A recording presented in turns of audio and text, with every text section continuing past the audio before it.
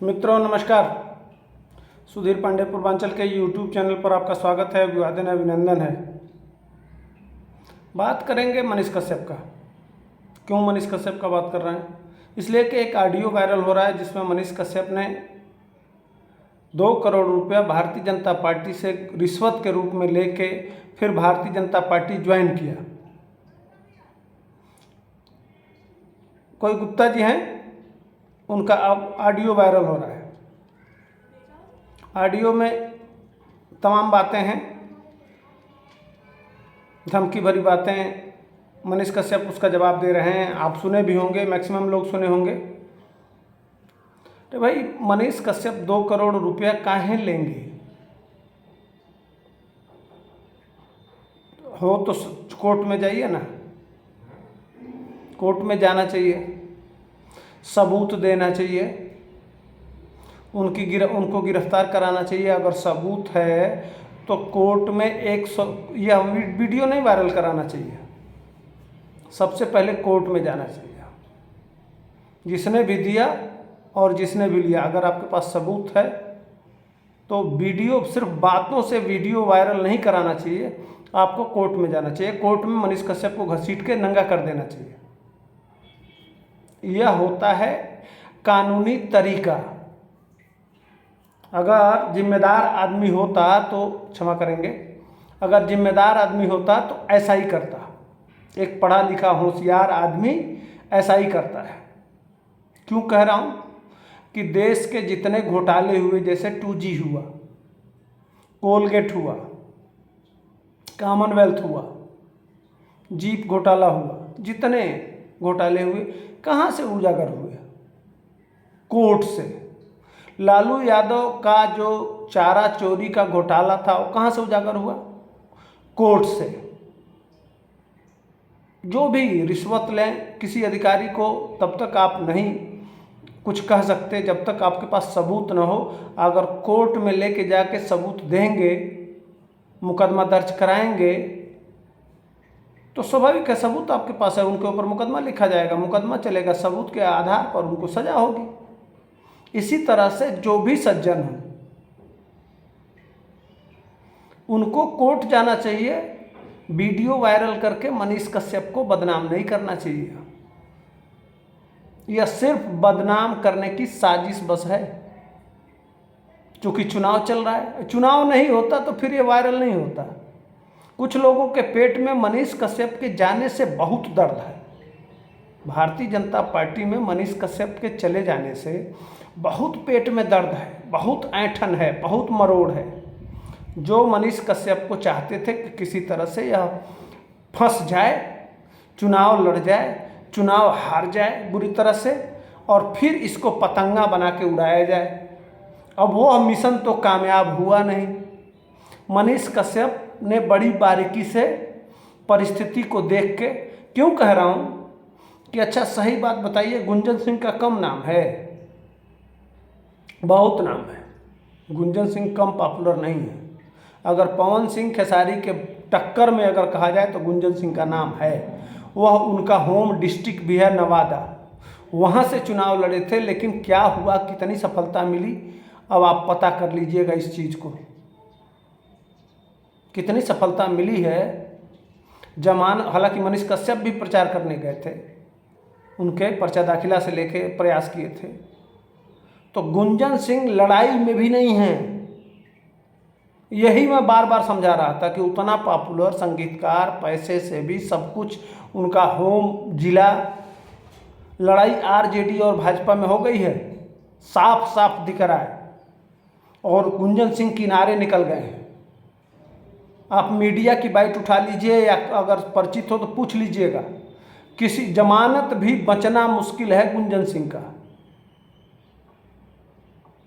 उतनी पॉपुलरिटी लेके, उतना कद काठी लेके गुंजन सिंह आज कहीं के नहीं है। उसी तरह से मनीष कश्यप समझ गया था कि लड़ाई सीधे आमने सामने की है, और बीच में मैं अगर फंसा तो कहीं ऐसा न हो कि मैं चला जाऊं और तीसरे को मौका मिल जाए मजा लेने का। वह मौका मनीष कश्यप नहीं देने दिया। एक बुद्धिमान आदमी की यही पहचान होती है और यही परख होती है। बच्चा नहीं है, उम्र छोटा हो अलग बात है, लेकिन खूब समझता है वो इस रणनीति को, राजनीति को। इसलिए सही समय पे सही निर्णय लेके और उसने अपना पाला बदल लिया, नहीं चुनाव लड़ रहा है। अब नहीं चुनाव लड़ रहा है तो भैया अब तो आमने सामने की लड़ाई है। अब एक तो देश की सबसे बड़ी पार्टी, विश्व की सबसे बड़ी पार्टी, इस समय संख्या के आधार पर दुनिया की 1 नंबर की पार्टी है, जो जिस पार्टी के मेंबर के आधार पर कि सबसे ज़्यादा विश्व में किस पार्टी के मेंबर हैं, तो उसमें भारतीय जनता पार्टी 1 नंबर पे आती है। चूँकि चीन में कोई इस तरह की पार्टी है नहीं, एक वहाँ तो एक जानते ही हैं, एक राष्ट्रपति है। पॉपुलेशन में चीन के बाद, चीन से आगे ही होगा भारत। अभी गिनती नहीं हुई है, गिनती हो जाएगी तो शायद भारत आगे ही निकल जाएगा। इस आधार पर विश्व की सबसे बड़ी पार्टी में शामिल हो गए मनीष कश्यप, और उस पार्टी की लगातार सत्ता मिलती जा रही है, अभी टूटने वाली नहीं है। भाई 9 ठो बखेड़ा, कौन तेजस्वी प्रधानमंत्री बनेंगे, राहुल गांधी बन जाएंगे, कितना सीट जीत लेंगे। बिहार में कै ठो मिला है उनको, उत्तर प्रदेश में कितना सीट है उनके पास, पश्चिम बंगाल में कितना सीट है उनके पास, और 3 ठो राज्य है, राजस्थान, मध्य प्रदेश, छत्तीसगढ़।